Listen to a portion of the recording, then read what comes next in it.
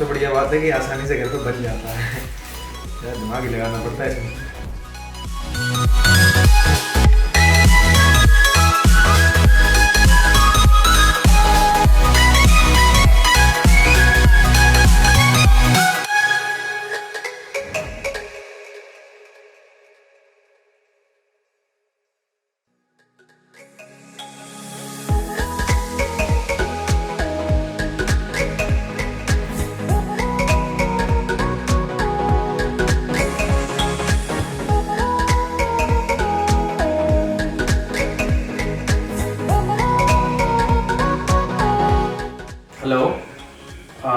1 साल हो गया है मुझे पैच यूज़ करते हुए और पैच अच्छा चल रहा है, अभी भी अच्छी कंडीशन में है।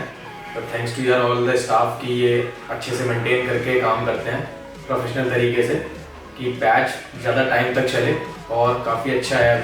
अभी भी मुझे लगता है कि कुछ टाइम तक चल जाएगा।